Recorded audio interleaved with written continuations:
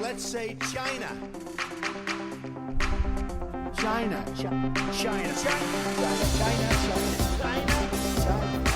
There are next-door neighbors, and you can actually see Russia from land here in Alaska. You go over to China.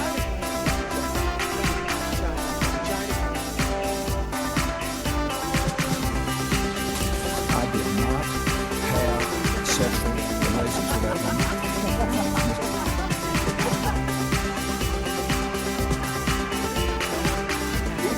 Trump statement, tweeting out insults to Angela Merkel. What's he doing?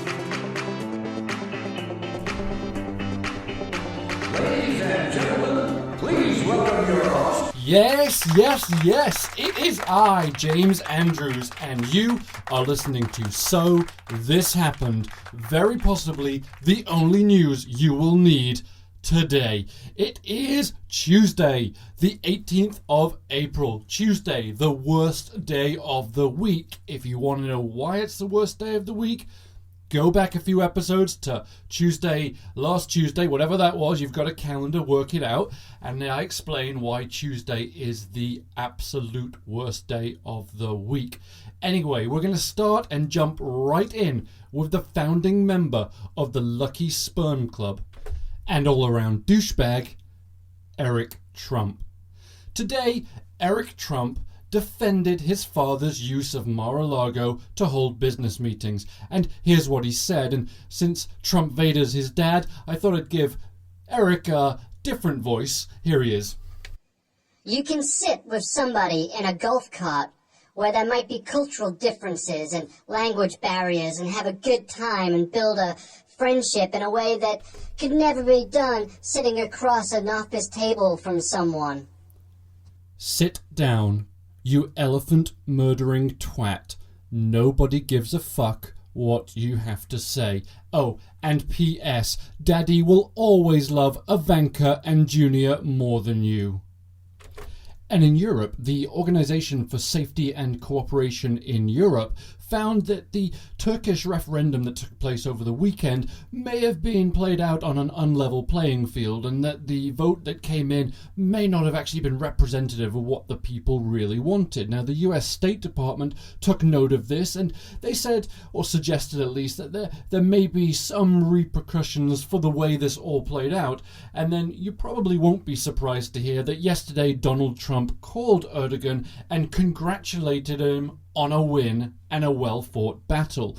And members of the conservative press are already jumping to defend Donald Trump for calling and congratulating this extremely controversial figure who's just given himself massive amounts of power.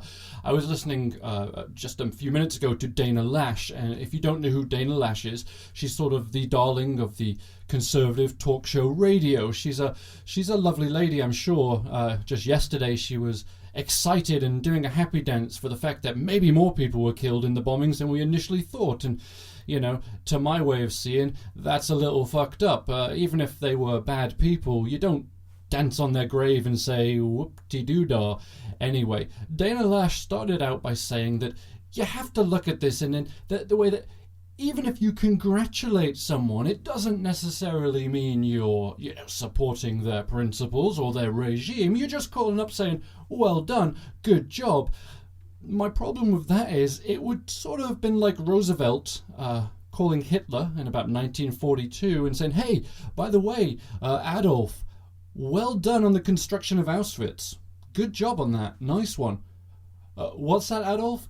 Oh, you prefer Holocaust centers? That is a slightly nicer way to say it, isn't it? Anyway, back to the topic at hand. We know that Turkey has air bases that the US military does need to use for certain operations in the Middle East. So, what do you do with someone like Erdogan? Well, you don't call up and congratulate them on something that the entire of Europe and also your own State Department has said, oh, that was a bit dodgy, that's a little questionable. You know, the best thing for Trump to do would have just been not to say anything at all. I don't think Erdogan expected a phone call saying, hey, well done. You are, ahead of me, so well done on that. And of course, this is something that we have seen with Donald Trump's foreign policy thus far. It is somewhat mind-boggling to watch. The flip-flops, the jumps, the rash statements, the midnight tweets of praise or damnation.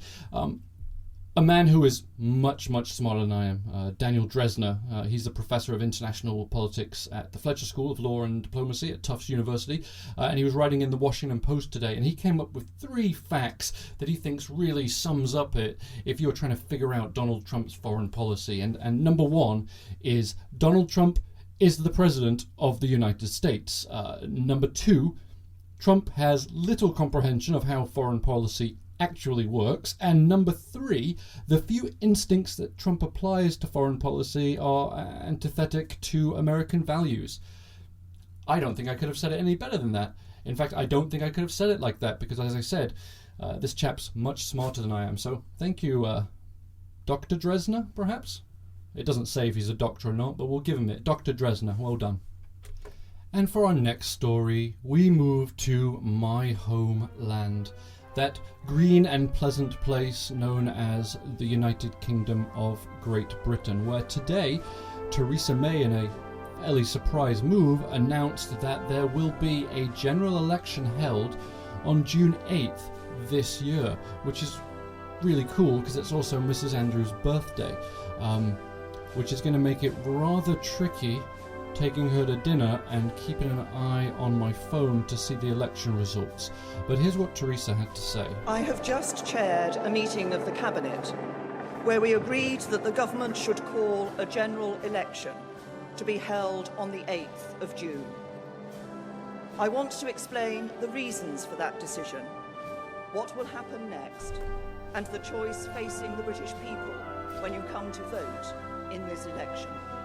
And then Theresa goes on to discuss the reasons she is calling a general election. Now, for those of you who don't live in the UK, and maybe even those of you who do live in the UK, the British political system is really, really complicated. If you think Congress and the Senate and the President and all that is confusing, you need to look at British politics, because Parliament is a world unto itself, and it's mind-bogglingly complicated. We all know that Brexit happened. Britain decided, under a vote, to leave the European Union, and that was one of those moments where you realised how stupid people really are. The vote won. Britain is to leave the European Union, but the day after the vote, when the British people decided to leave Europe, the most common Google search out of the UK that day is, what is the European Union? Yeah, it's amazing. That is true, that happened. But what's happening now is Theresa May came to power after David Cameron lost the Brexit vote, and he resigned and she took over. So she has never actually been officially elected as the party leader by the people. So by going to the people now and saying, we're having a general election, you now decide whether you think myself and the Conservative government are doing a good job, or whether you want somebody else to do it, whether that's the Liberal Democrats, Scottish National Party will have a fairly strong showing this year, I suspect, for the first time. What she's doing is letting the people decide. Now, if she is to win in June, which is pretty likely, to be honest, what it does is it will set her up for 5 years with a very strong mandate, and she'll be able to see Brexit all the way through. And that's what this does. It will really shore up for her whether she will be in charge of that Brexit, or whether the people, want somebody else to do that. So we'll see what happens. It's probably not that interesting to you, but it is a big deal. It is a big deal. We'll see how the markets react over the next few days. It might get a little topsy-turvy. But it'll all settle down, these things do. And while I was talking about Brexit, Trump Vader is he's at the window of the studio.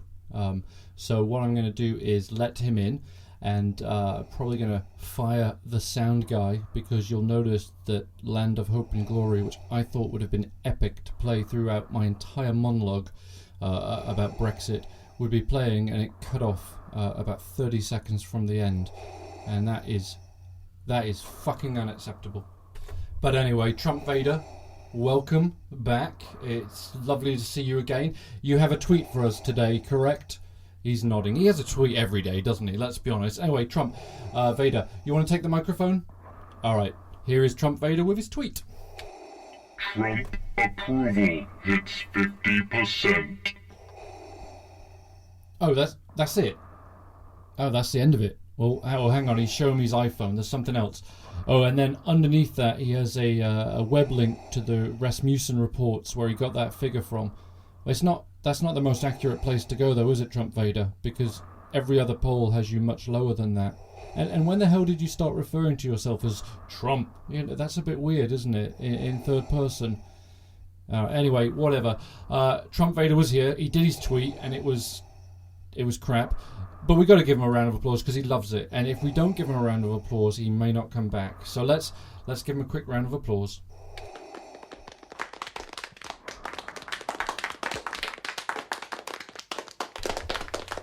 Ah, that's brutal, Trump Vader. Yeah, you're going to have to do better tomorrow because nobody liked that tweet. That was shitty. He's gone. He's off in a huff. And quite rightly so, because that was atrocious. And moving quickly along from that disaster, Donald Trump is in Wisconsin right now at a manufacturing plant where he is signing a new executive order. And this executive order is simply titled Buy American, Hire American.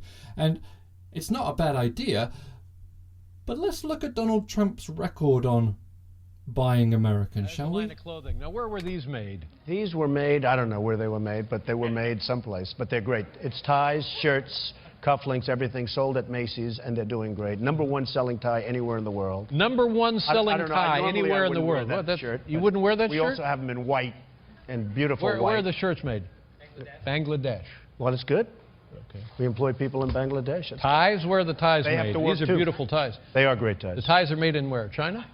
Ties are made in China.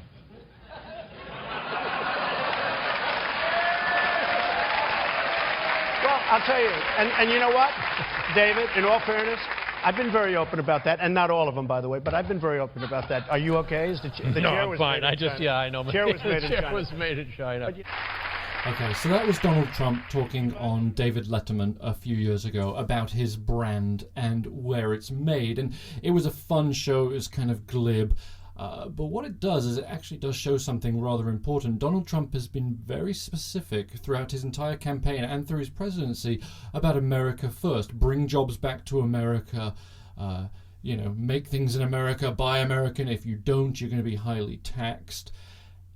The problem is, he doesn't necessarily practice what he preaches. And then there's Ivanka, his daughter. Her entire clothing line, none of it is made in the US. It's all made overseas. China, Bangladesh, some places in Africa now.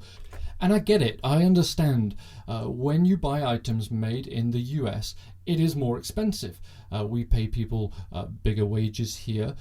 You have to pay for health insurance, all those things. Whereas if you go to a less developed country, you can really just get them made for peanuts, and in some cases, literally, you can actually make clothes for peanuts. So I get it. From a business standpoint, if you want to make the maximum profit for the minimum amount spent, you have to manufacture overseas. And Donald Trump has said a number of times, I don't know where they make stuff in America anymore. We've got to bring it back. Well, Donald, the jeans I'm wearing right now are made in the USA. The jacket I am wearing right now is made in, well, it's made in England actually, but still, it's, we can pretend it's made in the USA. They're out there. But the problem is, most people are not willing to spend the additional money it costs to buy items of clothing or home furnishings, whatever it is, if they're made in the US, because they are going to be much, much higher. You can go to Walmart, buy a pair of jeans for, $29, $30? Something like that. If you go to a pair of jeans that were made in the USA, you're looking at about $200 starting. And that is a massive difference, and therein lies the problem. A lot of these jobs that we want to bring back to America, they can't come back to America because the economy cannot support it. So Donald Trump, with all these big words about buying American and make American, the reality is the entire Donald J. Trump collection, which includes ties, suits, dress shirts, eyeglasses, and accessories, They're made in China, Bangladesh, Honduras, and Vietnam. The only Trump item made in the US is actually Trump water, which he stocks at his hotels, and that's from New York. Even his vodka is made in the Netherlands. So you have to practice what you preach. It's very, very important. And with that, I am going to bid you farewell. It's been a brilliant Tuesday. Wednesday's going to be even better because we're halfway there, almost at the weekend, so hold in there, folks, and I will chat with you mañana. Let's say China. China. China. China. There are no neighbors, and you can actually see Russia from land.